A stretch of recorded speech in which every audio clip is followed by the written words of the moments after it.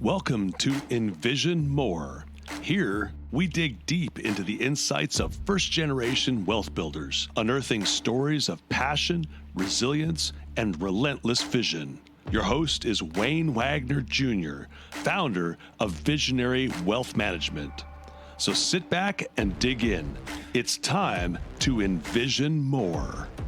Welcome to another episode of the Envision More podcast, a podcast for wealth accelerating families. I am the host, Wayne Wagner, my co-host, Trent Booth, and today is a very special day. I've been looking forward to this for a long time. And we got this scheduled. We got it on the books with Shawn Sparks, co-founder of Triad Partners. And after we get it on the books, I get a message from Shawn that his new book, The Advisor Transformation, is coming out March 22nd. So we are recording this pre-March 22nd for distribution post-March 22nd, but we are going to talk about this book, and you'll hear from me and Shawn about why I really think this is a book not just for financial advisors, but it's a mindset shift for people in every burnout category, in every senior executive position. So Shawn, thank you so much for coming on today. We're looking forward to digging into some cool stuff today. Thanks for being here. Yeah, thanks for having me. Looking forward to it. Yeah, good stuff. Shawn, we love hearing a bit about people's origin story. If you wouldn't mind kind of catch us up with some of the high point moments for you, just to get you to hear as a co-founder for Triad Partners. Walk us through from, let's say, high school, college, and about Aubrey. How about that? Yeah, well, so I think I started out like a lot of people. I did decent in school, but what I really wanted was to make something of myself.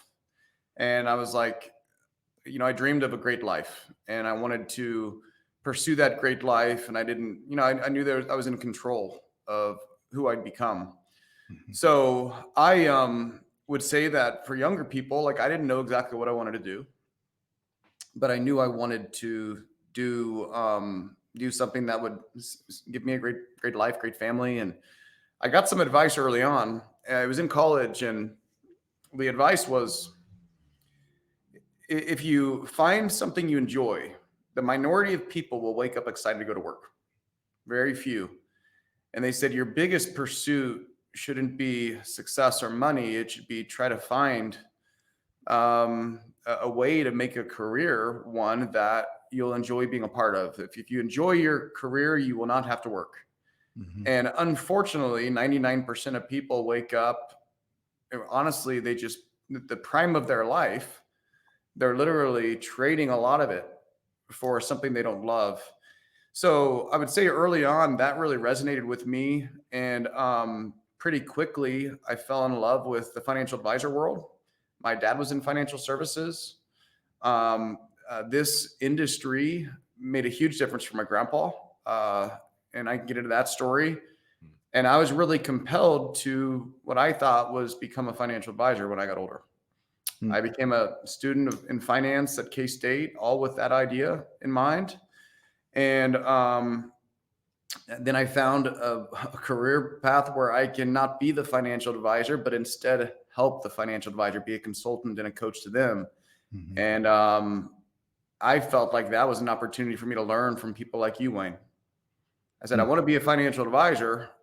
How awesome would it be for me to work with financial advisors and learn from them? And then later on, I'll become one. Little did I know, I fell in love with this side, never went back. Right. So that's really how kind of this all started. And I've loved the industry. And I will tell you the goal I had early on was to love my career and wake up excited to go to work. And I found my true love in a career, and it's been amazing.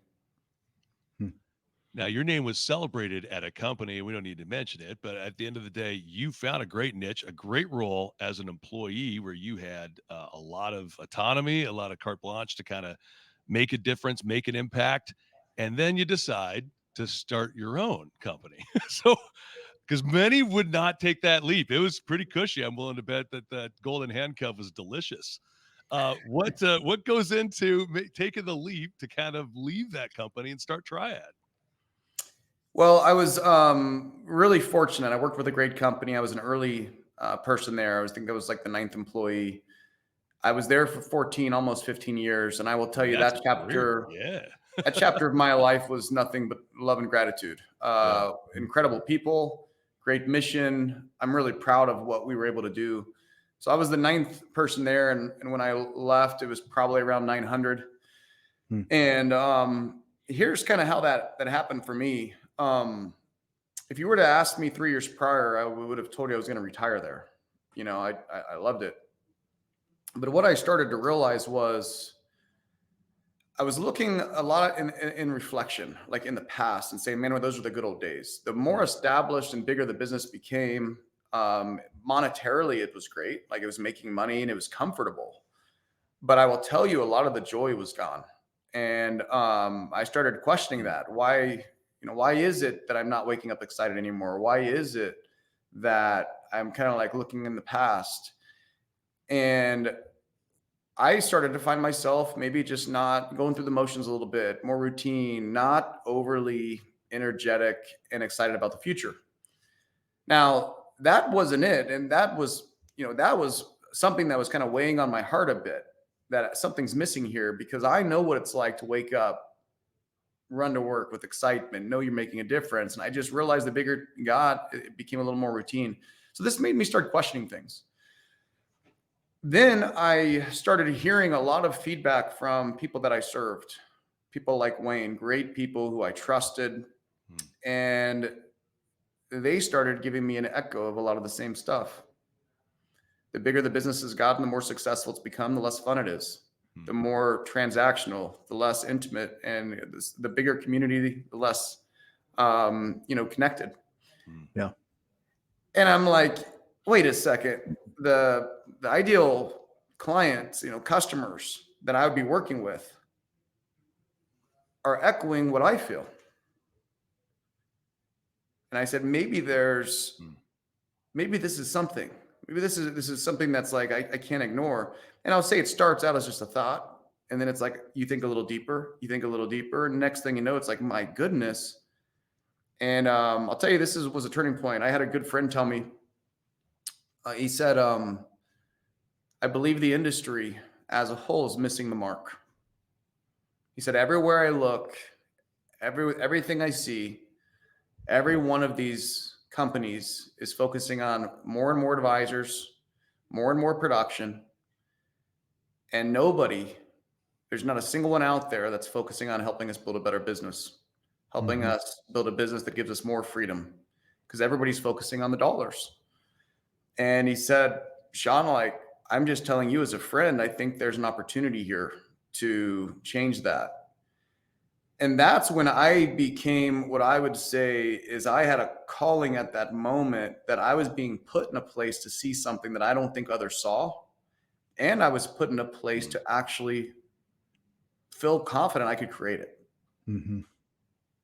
And then I got to the point, guys, I was like, my goodness, it's like an eagle in a cage. It's no longer about me. Like, I have got the opportunity to create a whole new category and change the industry, not for money, but to better people's lives. Yeah. And that's what I would say is a weight you can't ignore for very long. Yeah. To use last generation language, because I'm so much older than you, John Maxwell calls that the law of the cap. That you're functioning inside an environment where, intentionally or unintentionally, there's a ceiling imposed, and that's not the way we do things here. That's not how we're growing this business. That's not the vision for aligned with the mission of this organization. And suddenly you hit this cap, and that then falls to the leaders of that organization to either adapt. Look, there's a way to do that, right? You can take the eagle out of the cage, break it off as a separate business entity, give the eagle some runway, some rope, and you probably keep the eagle, and the eagle gets stronger, but you still got them chained, right? And you're still controlling them. You're still able to profit off of it, right? But eventually, that eagle's got to either, sometimes there's not vision on the part of leadership to say, hey, let's get this eagle out of the cage, right? Because if they're going to try to keep him in the cage, it's over. But what you and your team have done is broken out, you've really created an entire new category in the industry. So, Thank you. Yeah.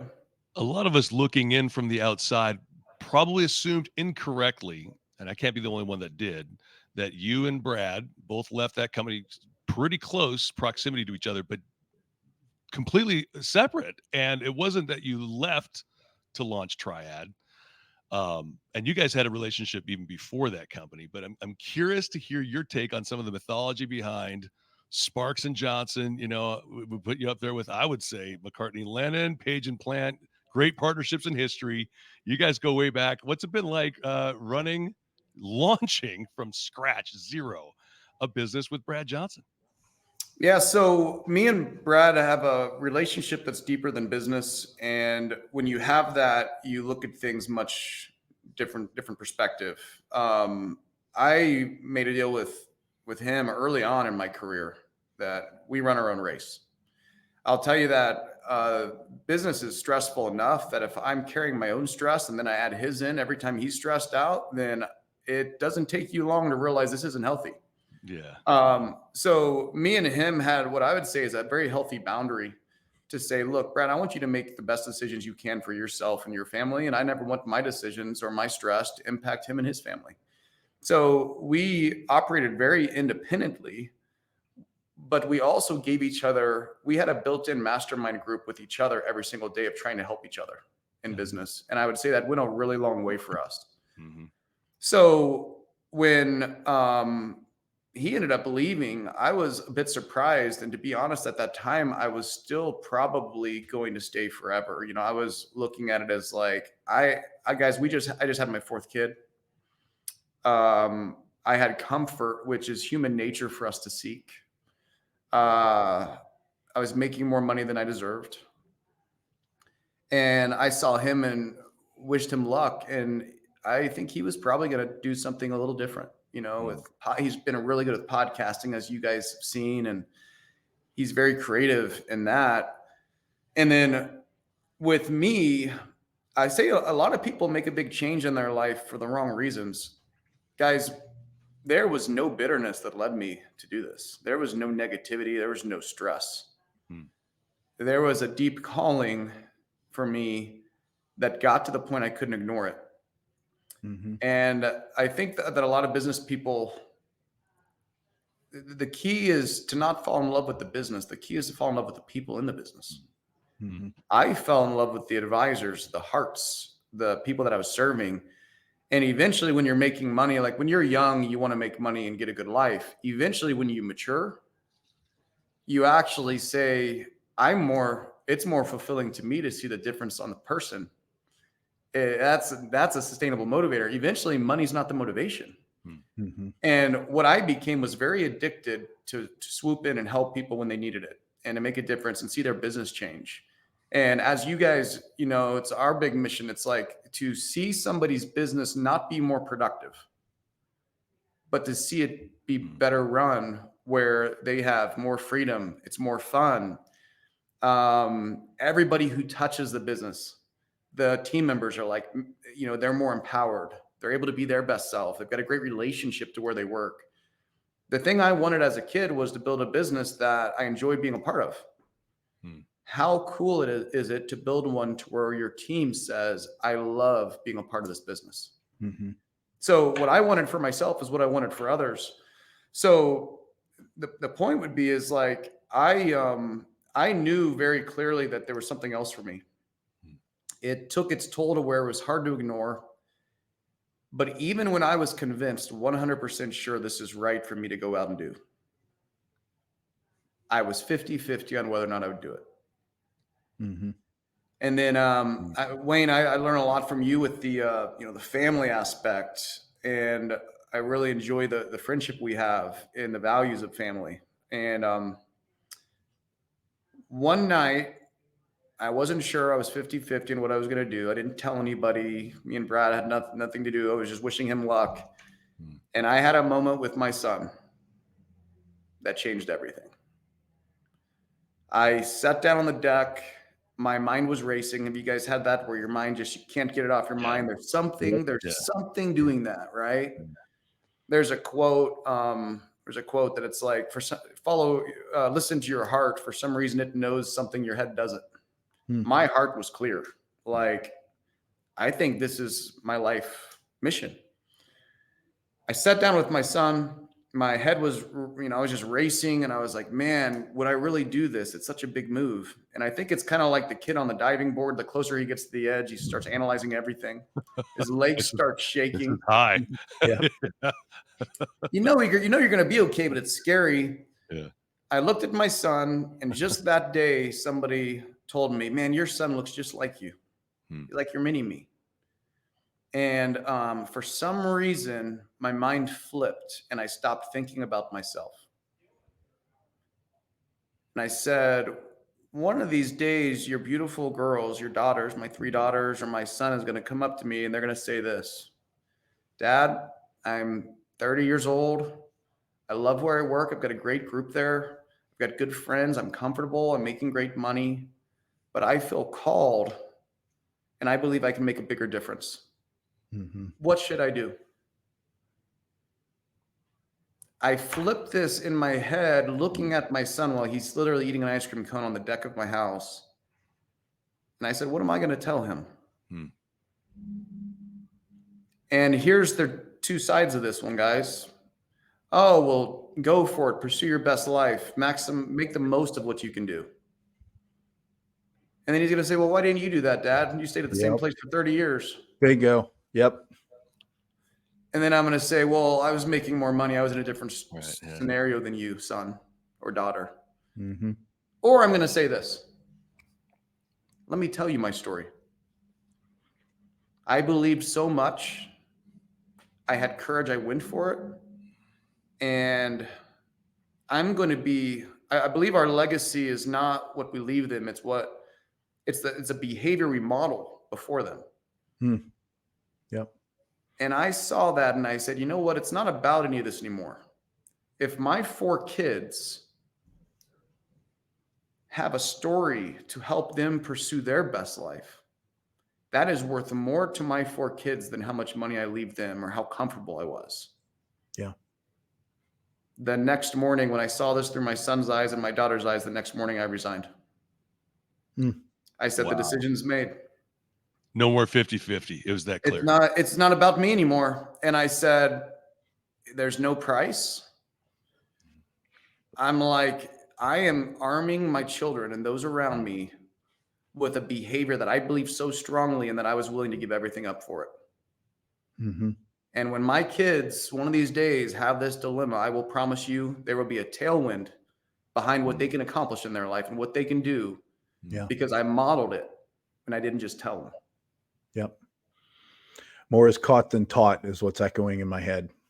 So, yeah. Can you take us behind the curtain there? Your conversations with Aubrey during this, because obviously if she's not on board, this doesn't happen, right? So, like, where was she at in all this? Just had your 4th kid. You're like, oh, hey, now it seems like a good time to pull the chute. I think the seriousness of the conversation escalated within, 6 months or so, and I wasn't convinced. I was convinced it was right, but I wasn't sure I would do it. But I'll tell you that I'm going to say it this way on purpose, but my wife did not support me through this. She encouraged me. Had my wife supported me and my decision, this never would have happened. I think sometimes in life, and you guys know this with family, but like sometimes your family sees things in you don't see in yourself. My wife was more confident in me than I was. And if I was that kid on the diving board, she walked on the diving board and was pushing me. And I was hanging on, what are you doing? Stop pushing. But I think my wife's got a strong faith. She sees things in me that gave me confidence, that I borrowed confidence from her. And I think she probably has a little more courage than I do. And I will tell you, when the level of seriousness came, my wife said, I don't care if we don't make any money for 3 years or 4 years. We're in it together. And she released me from a lot of stress and worry that I think a lot of people would have when they look at their family and their spouse. And so it was pretty incredible just how that happened. My daughter is engaged to a young guy, and I think all three of us here would say that we married up. We married better than we deserved. Yes. I had a conversation with my Yes. son-in-law to be not long ago. I said, one of the top three things I'm grateful for you and you, Jacob, is that you feel like you're marrying up. It's irrelevant whether you actually are marrying up. That's irrelevant. I would argue you're not. You're marrying someone who you love her, she loves you. You're going to make a great life together, but you feel like you're marrying up. And here's why that's important, because if you feel like you're marrying up, you will work your ass off to be the man my girl deserves. And you will become better than you otherwise would have, because you're trying to live up to the image of the man you believe that woman deserves. And that's what I hear you saying about Aubrey through this, is that she's got confidence in you and confidence in this. And you're like, yep, okay, I'm not gonna. I might skid a couple times on a diving board before I get to the end, but ultimately I'm going over the edge, and I'm going over the edge confident.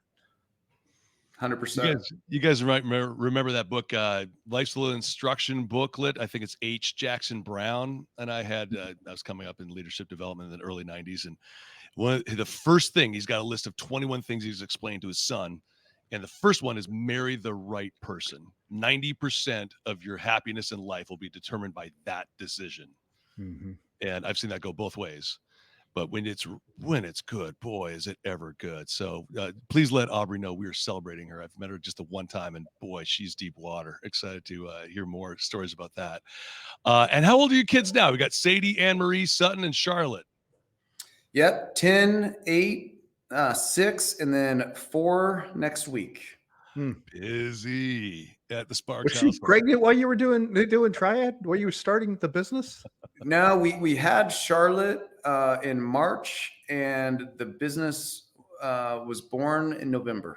Okay, all right. So there was a few months there, but not. They have the same birth date, birth year anyway. Birth year, yes. Great timing. Yeah. About it. Yep, I feel that. Yeah, I left in October 2000, and CJ was born in October 2001. So, it's crazy. August 2001. I better not get that. Don't get that.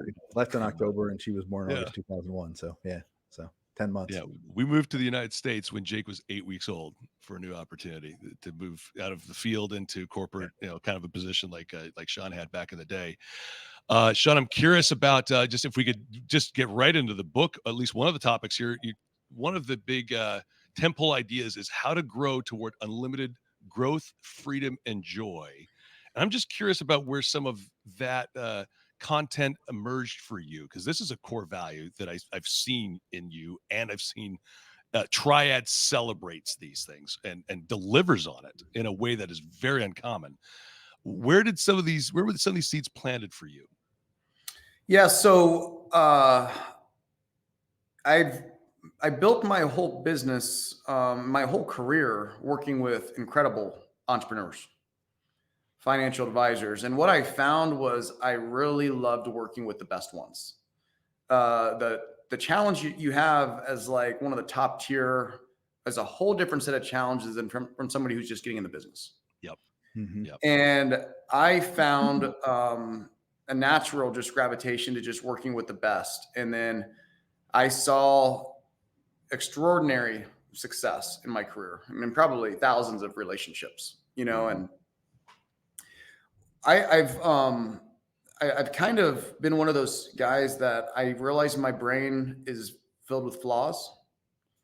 So when I see something that works, I'm always writing it down or taking a note, because I'm like, I'm going to forget this. A lot of times we Oh yeah. We think we're going to remember everything. And the next thing you know is like 3 months later, you lost it. Yeah. Mm-hmm. So throughout my career, I was always taking notes and seeing things. And here's what I saw happen it was like a repeat button. It just kept happening over and over and over. I found that oftentimes the more successful the advisor that I served became, the more their business became dependent on them. Yep. And I would see somebody where I would say that internally, it was they were struggling, almost suffering to a degree. Externally, here's the problem. Everybody saw their success and thought they had it all together. Yep. Mm-hmm. Yep. So I would see somebody at an industry conference praised and applauded for how successful they did or how much production they did. And then when you close the door and you get into the conversations I was having, they were exhausted, they were stressed, they couldn't sleep, they couldn't bear the weight of the stress. The more successful they became, the more dependent their business became on them, the less freedom they had. So what I started to realize, I was like, this is wrong. I'll tell you, like, an incredibly successful person, millions of dollars in income. If I were to ask them, I was talking to some college kids yesterday. If I were to say, what do you want? Paint a picture of what you want your life to look like in 20 years. If I were to say one of these days, if you work your hardest, you go all in and care for the people you're serving. And man, if you do things the right way and you put in the work, one of these days you're going to wake up exhausted, stressed out. You're going to be worried about the business. You're going to find your business is taking you away from relationships like your family. Mm-hmm. And you're going to be at odds with, what do I do? I got to keep the business going, but I have a life over here. If you work hard, you're going to have this life, you're going to make a lot of money. I will tell you, not a single person would sign up for that. They would say, that sounds awful. So here's the problem is, this is like the frog in the boiling water. Little by little, this becomes the reality for a lot of very successful people. And it's because it's done over time that it doesn't give them that shock to where it's like, what have I done? And I would say that there's another way. I saw it. I saw the exceptions. I have seen people go from burnout. A good friend of mine, you know him, a good friend of yours, Wayne, Anthony. Mm-hmm. He hit numbers that everybody in the industry thought he was like the best. Deep inside, he was taking calls in the evening. He was stressed out, afraid things were going to break, completely burnout. Mm-hmm. He had 3 young boys. Even when he was with them, he wasn't present. Yeah. And he finally said enough is enough, and he hit his breaking point. And sometimes the hard part is to create the change you need for your life.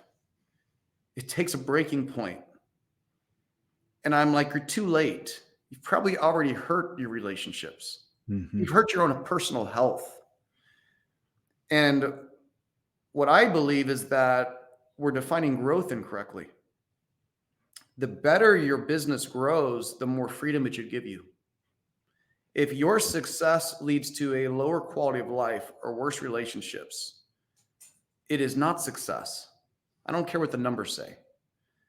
Success means you have a business that's got unlimited growth, meaning you never have to wake up and say, I don't look forward to what I can become. A lot of big businesses, they live in the past. Look what we've done. There's an excuse. It's like, oh, I've got a lifestyle business now. The moment you stop growing in business is the moment it is no longer fun. The second thing is freedom.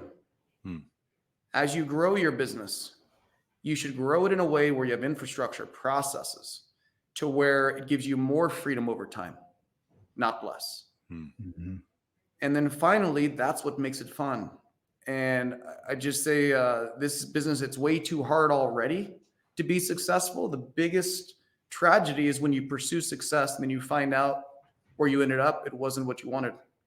So that's where the mission I'm on in business, and that's where the mission I'm on with the book is, I'm letting people know ahead of time there is a way to grow to where you have more productivity, more success, do a better job for your clients, but you also don't have to sacrifice things you'll never get back.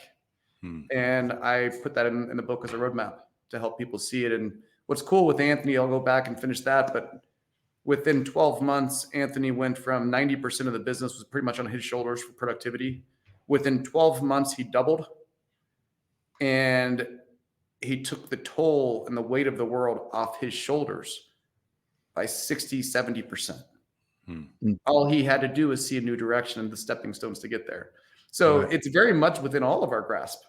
We just have to choose to redefine what growth is to us. And Wayne, I got to tell you, man, you've been a great model of this. You've built an incredible business, multiple businesses, but you've done it to where it's a better business, not just more on Wayne, you know? Yeah. Yeah. So, Yeah. And Sean, I think that, first of all, we were talking before we hit play here. First of all, I think this is a message that goes well beyond the financial industry. Agreed. I think that the baby boomers and Gen X, we were the hard working, just put our head down, just keep plowing ahead. If you hurt yourself, just rub dirt on it, just keep moving forward, stop whining, just keep going. I think the millennials, for all their, we can pick on them, but the millennials and Gen Z, I think, are asking really healthy questions about work-life balance. So I think demographically, as a society, people are asking different questions today than we did 15, 30, 50 years ago, about that work-life balance and what does it look like. I also think that longevity trends are changing the dynamic for what retirement looks like.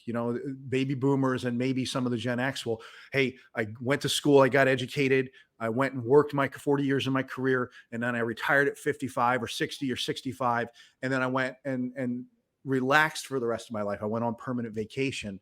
And I think that now people are living until 85, 90, 100 years old. And the idea of 20 or 30 or 40 years in retirement where I'm doing, like, what the heck am I going to do for 40 years if I don't have to go to work? Like, who am I? What am I? I sat down with a guy last week who's 81 years old, and he's like, he's in a kind of a transitional care facility. He's kind of in the independent living side, but he said, look, all our lives we defined ourselves. Well, what do you do? Right. And by the way, it's a very American thing, very American question to ask. Europeans don't ask that. They want to know who you are, not what do you do. But in America, we've got this society where it's what do you do? Well, this guy was a banker. His whole life, his entire career was what do you do? Hmm. And he's like, one of the biggest shifts he's got now where he is, he's like, what you did is irrelevant to who you are. And it's a massive mental shift.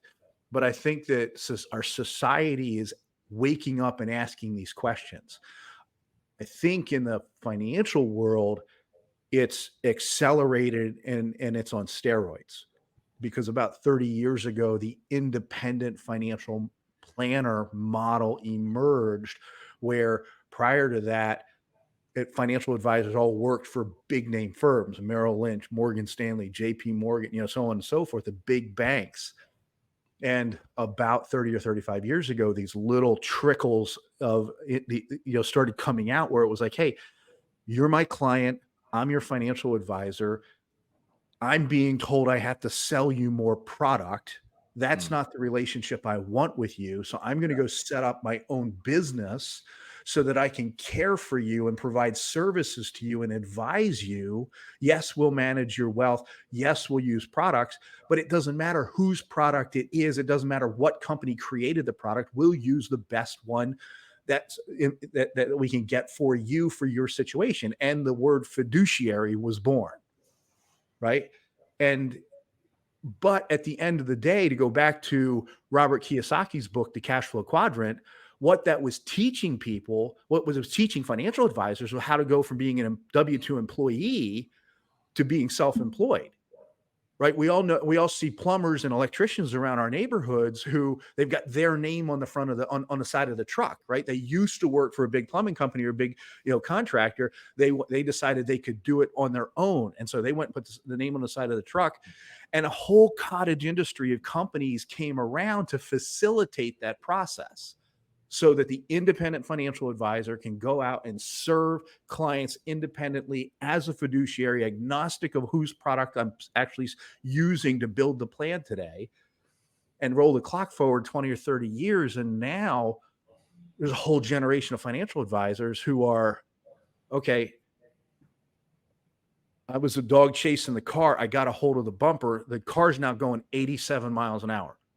I have more clients that I haven't talked to in the past year than clients that I have. The business is wildly successful, but I'm working 75 hours a week, and all I want to do is take 2 weeks vacation.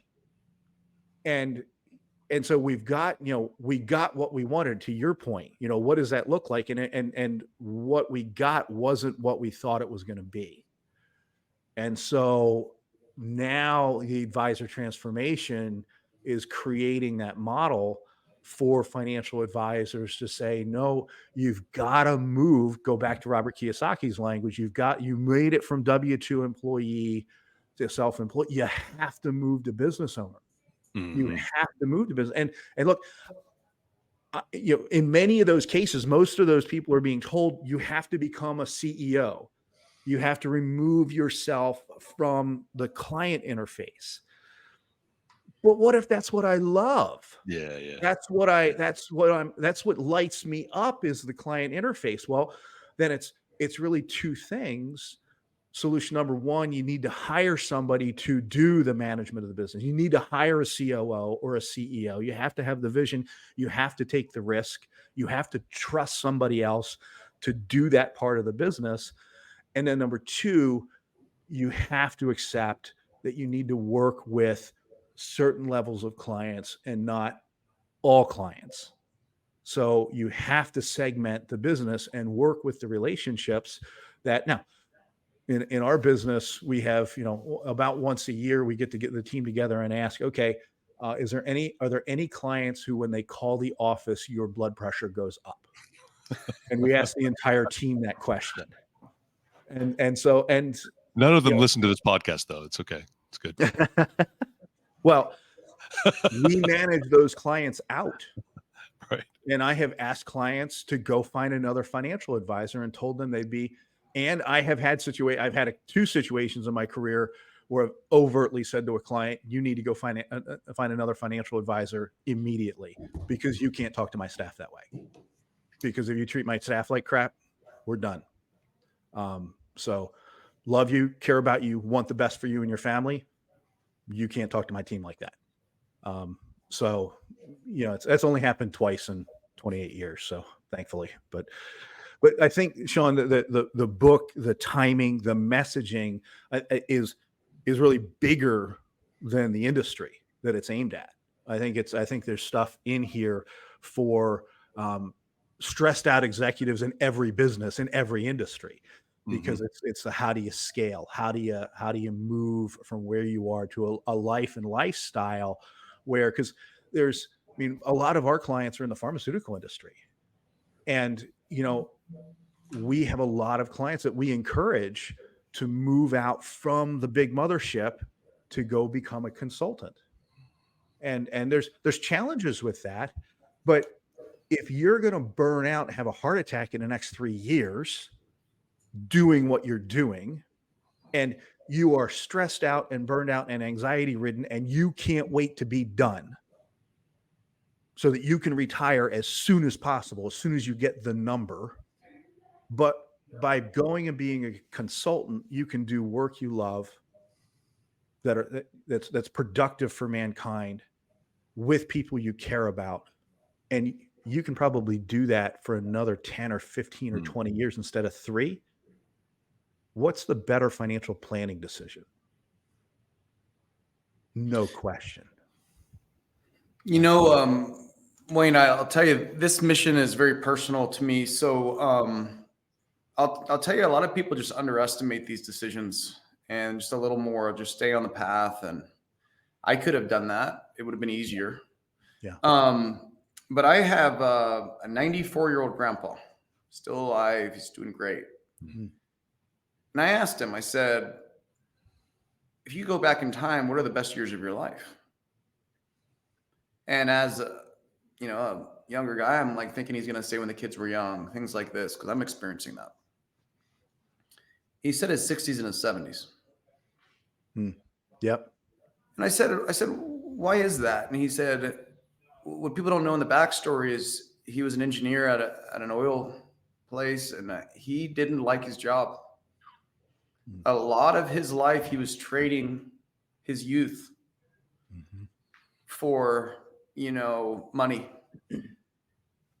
And he said in his 60s and 70s, it was the first time he really felt he was free and able to enjoy his life. And here's what that means to me. Sometimes we just go through the motions and we say, man, in 5 years, we'll do this, or in 3 years, we'll do that. And I'm like, but as you're going to hit this mark that you want, just know you're also 5 years older. And that youth, you're not going to get back. Yeah. So why wouldn't we live a life today to where we enjoyed what we did? What is it worth to wake up the next 5 years enjoying what you're doing, waking up excited, knowing you're in control, versus just saying, man, I can't wait till I'm 70, then I can retire. And I'm like, whoa. When you're 70, you're going to wish you were 65 again because you have your youth back. So with me personally, I went down this path and I had this mission, and I was like, I know this business will better people's lives. And I'll tell you, the big question in business is not, are you going to be successful and make money? Is what's the impact your business is going to have on people? Yeah. Yeah. And I believe that for my business to deserve to exist, it needs to better lives, not just make money. And I finished what I would say is a 6-week, kind of soul searching before. I was like, I'm going to just be really careful. What I do next, I want to make sure I do it right. And the last thought I went to is, what does Shawn want? Everything else was, what have I heard? What's the vision? And what are the problems we need to solve? Finally, that last week, I said, what does Shawn want? 10 years from today, what do I want that'll make me truly excited? And I talked to my wife, and I just was like, really guys, when you're in the position I was in, you do not want to wake up with regret. And unfortunately, there's a high likelihood for that because I gave up a lot. And I said, at the end of this soul searching, I said, I want to build a business that I never want to retire from. I want to build a business to where 20 years from today, I wake up, I enjoy the people I'm around. I know the mission matters. I know it's making an impact on people. And I want to walk in and I want to say, why would I ever not want this to be a part of my life? I want my wife, the big test of your culture is not what your team tells you. It's what their family says. I want my wife to say, we get some crazy offer to sell it or something. Why would we ever want to eliminate this part of our life? No, this is such a blessing to us. We love this. I want my kids to have the same feeling, the sentiment to this company, Triad, is so cool. I love being a part of it. And so often we build businesses to where we say, oh, in 5 years, then I'll be able to move on and do what I want. Oh man, just 3 more years, a little bit more, then I'll be ready.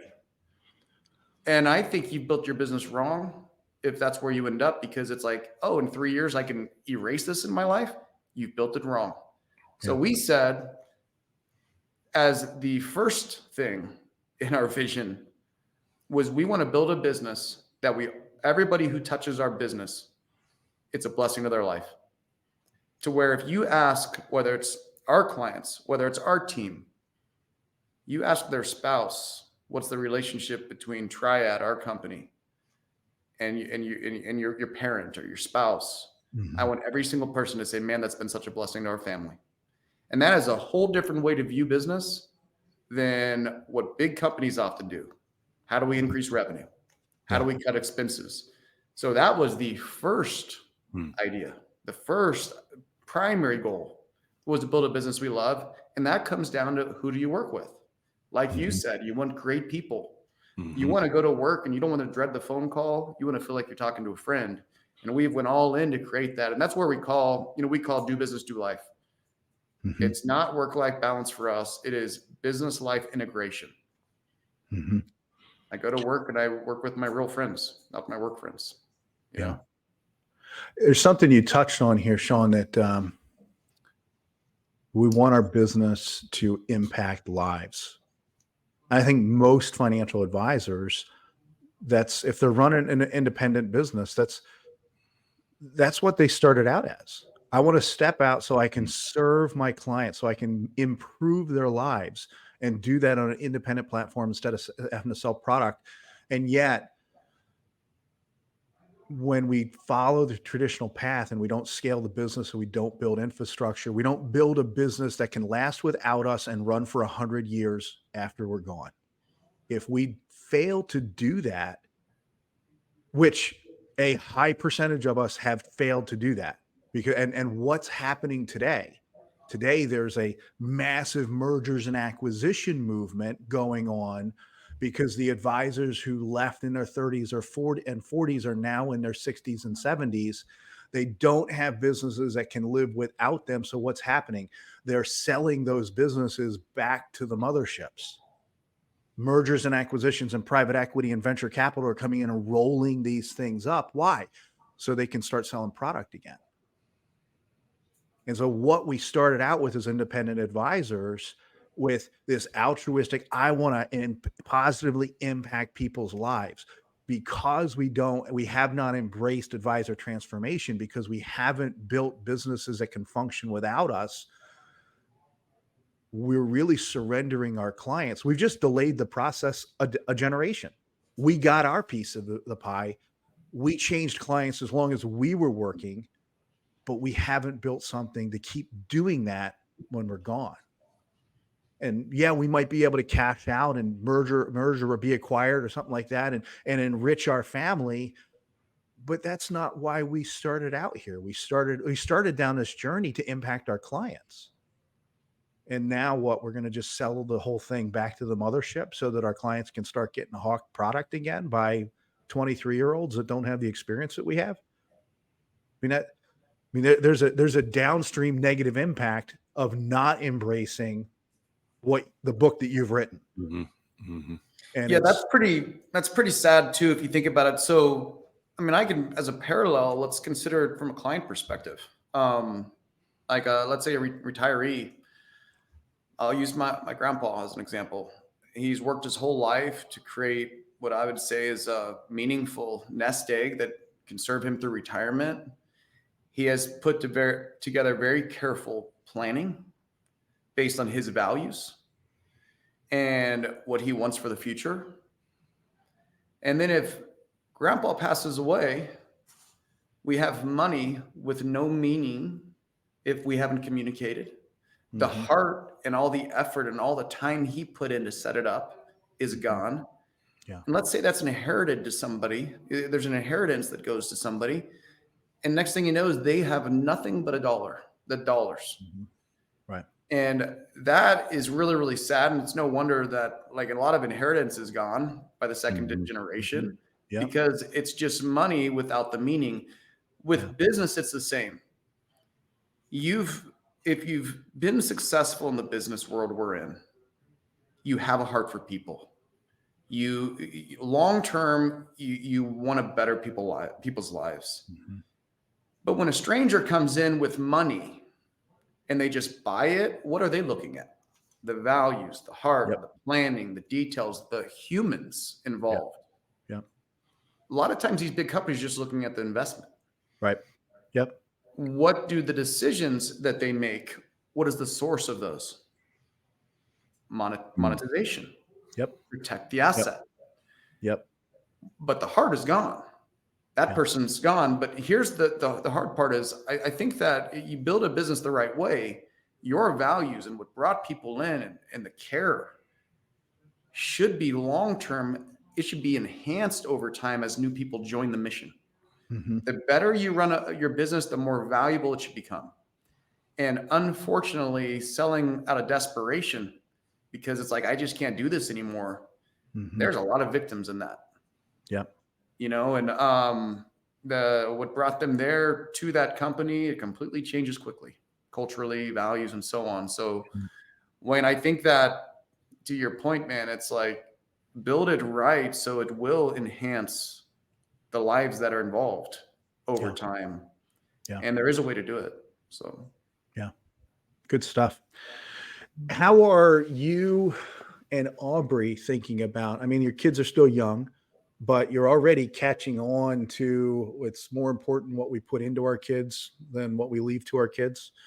It's more, imaging for them, displaying for them acts of courage, a life of courageous decision making, making the moves, stepping off the platform, as it were. Um, like, how are you thinking? 10 years. You said 10 years from now, what do you want? 10 years from now, you got two kids in college, I think.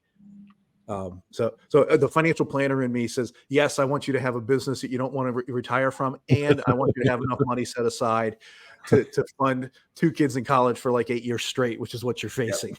So, yeah, I think we overestimate like kind of what we tell our kids, and we underestimate what we show them. Kind of what you said earlier there, Wayne. I sincerely, from the depths of my soul, believe business and life is an integration as one. Mm-hmm. With that in mind, I want to give you perspective. I only do business with people that I want to do life with. If I would not have you over to have dinner with my family and my kids, our house will be a mess. It'll be chaotic. If I wouldn't have you over to that setting, I shouldn't be doing business with you. Everything we do in business is integrated with life. My daughter, she's 10 years old. She's just now starting to talk about like, what's business? How does business work? Dad, will you teach me? Mm-hmm. A month ago, I went on a business trip. The world sees it as business. And I said, why don't I not teach you? Why don't you join? I flew her to a business meeting. There's like 6 business people around the table, and there's a 10-year-old. And I said, my only request is I want you to take a list of every question you have, put it on a piece of paper. Don't interrupt the meeting. Mm-hmm. At breaks, I would like to talk through those with you, or at the end of the day. Mm-hmm. My daughter did not learn from a business book. She saw and experienced a 24-hour business meeting with a small group of people. And she learned more in 24 hours than she could have learned in hundreds of hours of me telling her how business works. Oh, yeah, absolutely. So our office, there are kids in our office all the time. We infuse experiences for the families. Mm-hmm. We do this intentionally. Yeah. So a lot of what our kids are seeing, they're seeing it. They're questions, getting curious. And here's what's kind of cool. I feel like the whole business world has adopted an incorrect mindset to think, oh, this is business, this is business and that's life. You got to separate the two. Mm-hmm. We threw that away. And every single person that's involved in our business, including you, Wayne, I've seen some really good, you mentioned a lot of there. Every single person says the business is better. It's more authentic. It's like almost like as a society, we were starving for real connections, not just business connections. Yeah. To where we actually know each other and our families, and it's all one thing. So this has been really cool. But for the family, I will tell you, like, I am just excited that we're sharing this mission together. It's not that's daddy's job. That's none of that. This is a part of our family. Yeah. I think one of the positive ironies is that when you run an experience and there's 100 kids under the age of 13 running around, 2 things happen. First of all, fewer people get drunk. Adults behave themselves when there's more kids around. Second of all, conversations become more authentic and deeper because they're not slowed by alcohol consumption, in part. I'm sure but I mean, it's a fascinating culture to be a part of, to observe. I was joking at one of our events last year. It's like, this hotel that we're at would actually, like, they could probably provide a service to go rent 50 kids for the weekend, that mom and dad would be happy to let them go stay at the Ritz for 3 days for the weekend, and pay the kids something and charge whoever the group is that's staying there. Hey, we're going to bring 50 kids. We're going to just let them run around and eat your food. But here's what's going to happen. Your whole environment is going to be better and your bar bill is going to go down a lot. So it was no kidding. Yeah. Well, the other thing that's kind of fun there, Wayne, is I don't know what it is, but man, when you've got 50, 80 kids running around, the ego goes away. When you're at a business conference and it's just like high profile, like executive, successful people, it's almost like they have to like, a lot of times they're looking for a way to enhance their status and flex a bit. Yeah. You want to see them humbled, have them hang out with a 10-year-old and a 7-year-old. None of that matters. They realize it's just so ego dies. Yeah. And then I believe hearts open up. And I'll tell you, like, if I really believe in doing business in life, DBDL, then I will be completely honest with you guys, Trent and Wayne. We are not being true to that if you don't know the father I am and the husband I am. And if you only see me in a business setting, we're not doing life together. That's not true. It's just a tagline. Yeah. So I want to see people as authentic people. And I want them to see who I really am. Even when the kids are like all over the place, energy, and like, this is my real world. Yeah. This is who I am. And something about that, the connective tissue you have with people who are real and authentic, it is completely way beyond a business relationship. And that for me is so fulfilling. Who wrote the book, There's No Such Thing as Business Ethics? Got me there. So I think I've read it. It might have been a Maxwell. Maxwell might have authored that one. Yeah. But Shawn, what you're talking about is, I mean, our society and economy has segmented life into work and home. And so you can pull off being a fantastic executive or leader in your company, but your kids don't want to be in the same room with you, and the 3 ex-wives want nothing to do with you. And, you know, and so you've got this dichotomy between who you are outside of work versus who you are inside of work. And somehow we let people get away with that. And that book points to, hey, you know, there's no such thing as business ethics. You're either an ethical person or you're not. Because if you'll cheat on your wife, you'll cheat on your expense report. Sure. Wayne, you remember being in Lake Tahoe with the big experience we had at Triad last year, and you and I are talking to Brad for the first time at that event experience, and a 7-year-old rolls up. It's not Brad's daughter, but she knows he's safe and says, "I can't find my daddy." Our conversation's over, and Brad's now looking to find dad. And to your point, Shawn, exactly what you guys are describing. Again, I do see some companies or businesses that are trying to move to this. You guys are really doing it, and fast. So I'm just celebrating, not just that Triad's going to remain this little secret over here, but with the book, we can get that out. Because, and again, I'd love to hear some of your thoughts on how to immediately move somebody away from burnout. But like, you pick up any issue of Fast Company and you're reading about a CEO that made it and then decided to leave it all. I don't remember that being a thing in the 90s. Right? And that is a thing today, monthly, it seems. Forsaking that because if I gain the whole world but lose my soul, it's not worth it. And people are getting around to that now. So, Shawn, if we're just thinking about, if we're trying to make the pitch here, somebody could still use this book, even if they're not an advisor. If we wanted to move them away from burnout, sounds like it's one of the chapters. What are some quick thoughts that you might have for somebody that's probably listening to this right now that goes, boy, I'm not burned out, but I might be close? Well, so I'll say that it starts with awareness and mindset. So, you know, I think a lot of people just keep on going, and you never drift to where you desire. Accidentally find yourself at your mission. So like, people are way too short-sighted, including me. We all are. And I learned early on, the definition of wisdom is knowing how your short-term actions impact your long-term future. Not knowing how your short-term actions impact you tomorrow. Not knowing how your short-term actions impact you in 6 months. It's looking at the trajectory of your life, the next 3 years, the next 5 years. And don't ask the question, what are my goals? Ask the question, what do I want my life to look like in 3 years, in 5 years?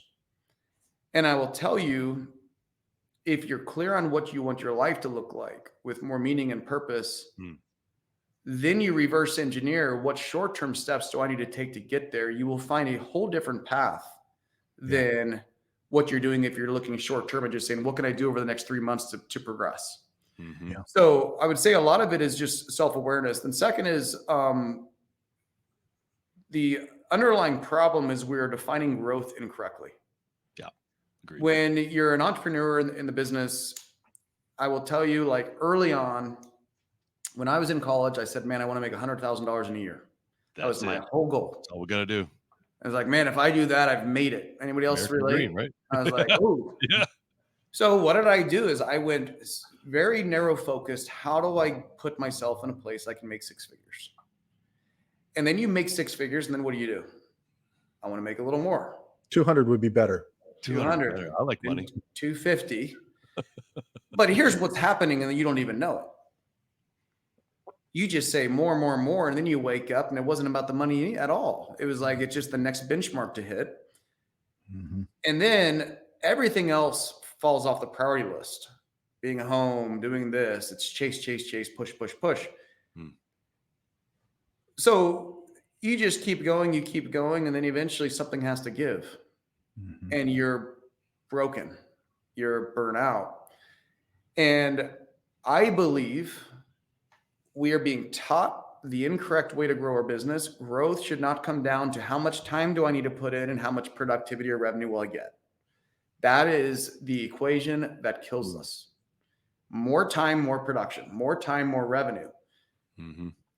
I believe we have to define our growth a different way, which is how do I grow a more mature business to where it's sustainable, to where everybody who touches the business becomes better business people.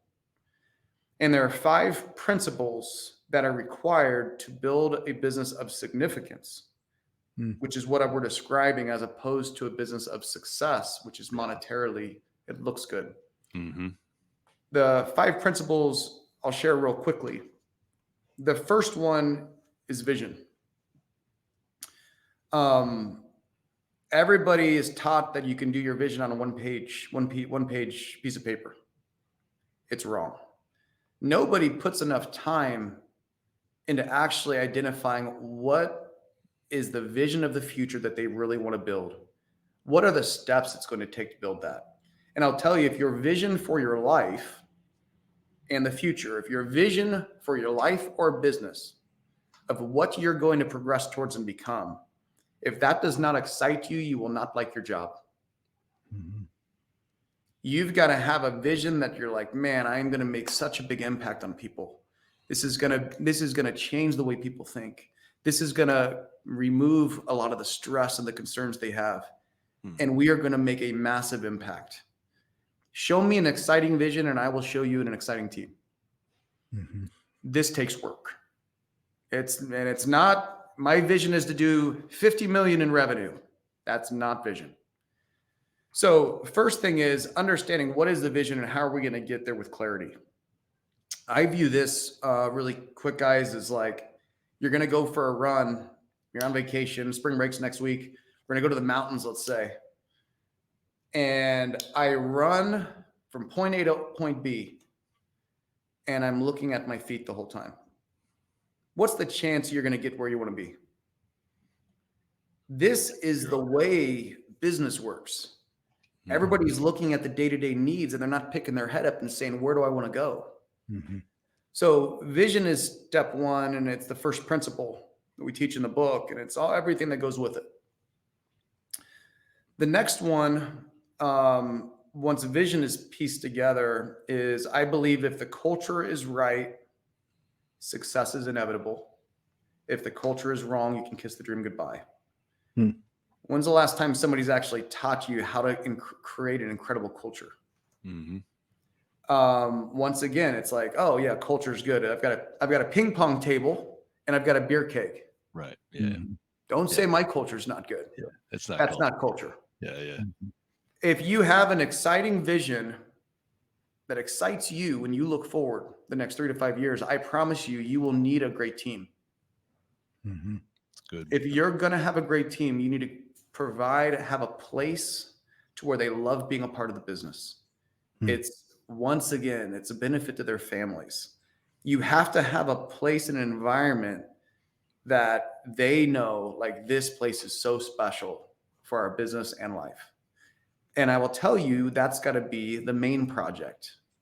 Otherwise, you're not going to have great people and the vision will never come to life. So culture in our business was everything day one. We have to take this seriously. Those are two of the principles. Now, the other three, the next two, everybody knows: marketing, sales. It's like everybody trains you: more marketing, more sales. This is why that, like, hamster wheel. This is why you just keep writing more marketing, more sales, more revenue.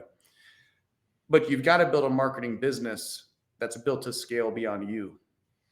You've got to build a sales process, which we don't define sales the way the rest of the world does. I define sales as the ability to transfer belief. If I know I can help somebody, my ability to transfer that belief to them and how I can help them is what I call sales. That's how I define it. And it's not a lot of negative connotation people have. I'm like, you could be the best person on the planet to help somebody, but if you can't show them that and give them that confidence, you're not going to help them. And then finally, it's operations. It's the fifth one. So we focus on bringing in production, but we let the infrastructure be, built on sand. We have got to have a very solid infrastructure. So if you have those 5 things, that is the key to scale and significance. You notice just getting more transactions is 1/5. No wonder we're burning out. Yeah. I believe all 5 of those are absolutely required. I think it's a non-negotiable. And that's why we've really centered the book around that. It's 5 principles to scale.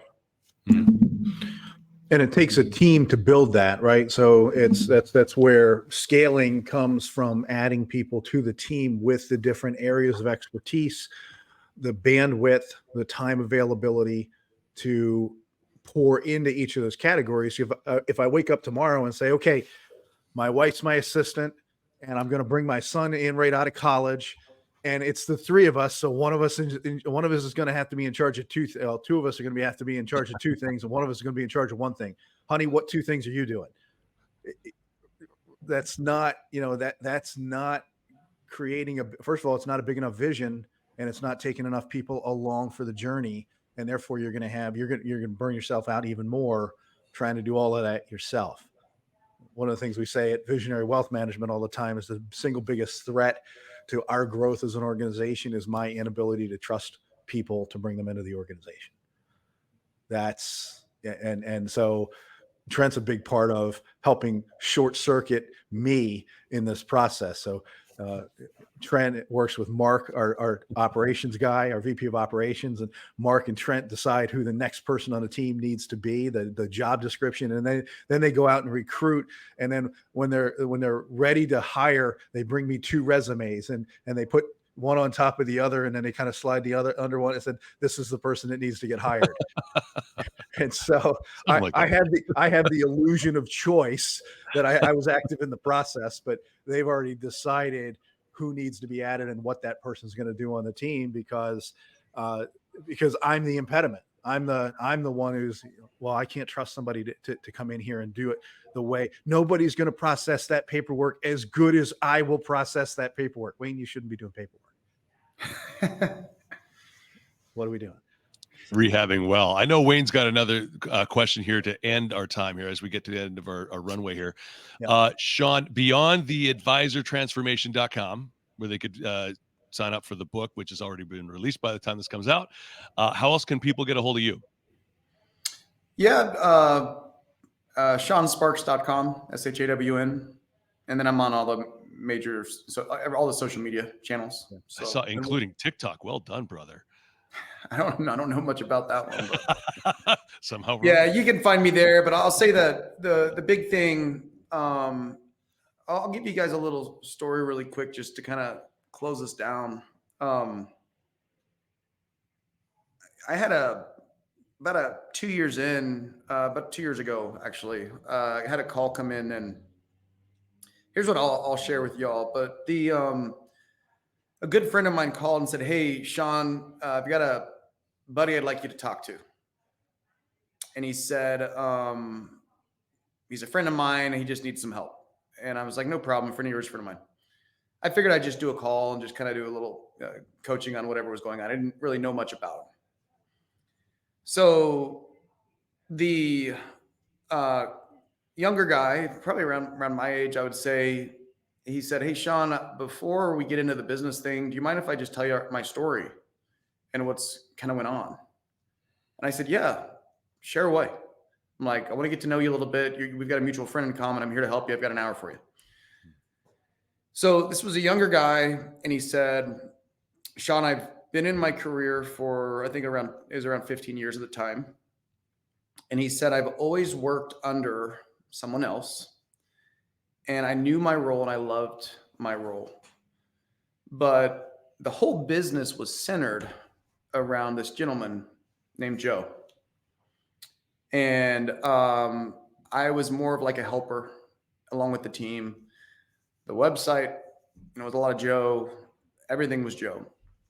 And he said, a couple years ago, Joe set the team down. And he said, "Today I need to give you guys some unfortunate news. And I need to ask for your help."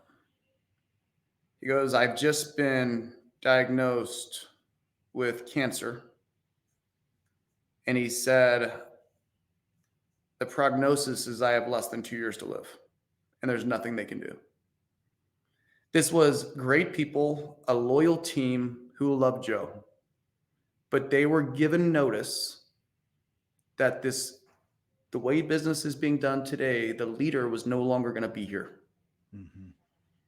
This team, I think 5 or 6 people sitting around the table, very tough moment. And Joe said, "Guys, I need your help." He goes, "This business has to survive me." He goes, "A lot of the client relationships, you guys have been involved. These people trust us.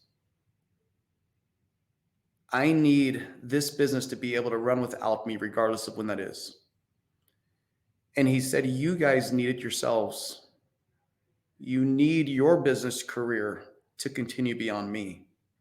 Mm-hmm. And he goes, "I've done this wrong. I've centered this around me, but for the first time, I want to build this with the short time I have left to where you guys will be empowered and be able to carry this forward." Hmm. Now, he was talking to me and he said within 6 months, 90% of everybody, they literally went all in and said, "What do we have to learn in order to make sure this business does not skip a beat when Joe's no longer here?" He was talking to me. Joe ended up passing away 12 to 18 months later. The business was not only self-sufficient, it was thriving. When I took the conversation, the business was growing beyond Joe. And I thought about it. Think of the impact for that team being responsible and empowered. Think of the impact for Joe's family. Think of the impact for the clients. We hung up the conversation. I got off the Zoom and I couldn't help but ask myself, Joe was in the business 30 years. Mm-hmm. How much better would Joe's life have been if he built his business that way in the first year instead of the last? Mm-hmm. It took a very tough, catastrophic illness to get him to change the way he viewed his business Mm-hmm. and grew his business. And every single person involved was better with the new way of doing it. So I would say for entrepreneurs, for executives, whatever you're pursuing in business, I would say make sure you define growth correctly. Build a business you never want to retire from. Build a business of significance. Your business should bless your life. It should not become it. And the truth is you can achieve it just as easily as the other side of it. Yeah. Life's going to be hard. It's the pain of regret or the pain of discipline, right? Yep. Good stuff. Well, Shawn, as we close here, we always ask one final question, and that's, what does envisioning more mean to you? Yeah. So to envision more, to me, is envisioning more growth to where I never have to plateau. I can always look forward to progression and what we can do. If you have more growth, envisioning more means more joy. The fun in this is growth. I think Tony Robbins says it's one of the 6 human needs is progression. Mm-hmm. And then envisioning more is more freedom. Freedom to do what you want. Yeah. So I think it comes back to what we've talked about is more to your life is going to come down to that. Having a place you love, working at, waking up excited to go to work, knowing that you can make and build something special. It's pretty exciting. So that's what I would say envisioning more means to me. That's great. Shawn Sparks, co-founder, Triad Partners, and author of the soon-to-be released Advisor Transformation book. Thanks so much for joining us today, Shawn. Really appreciate your time and partnership. Thanks for having me, buddy. Thank you for listening to the Envision More podcast with Wayne Wagner Jr. of Visionary Wealth Management. We hope you were encouraged and inspired by the conversation today. If you want to dig deeper into the show notes or Wayne's work at Visionary, you can find us at envisionmore.com. That's Envision with a Z. Advisory services are provided through Wealth Plan Investment Management. Wealth Plan Investment Management and Visionary Wealth Management are separate entities. The content is developed from sources believed to be providing accurate information. The information in this material is not intended as tax or legal advice. Please consult legal or tax professionals for specific information regarding your individual situation. The opinions and material provided are for general information and should not be considered a solicitation for the purchase or sale of any security. Thanks for listening.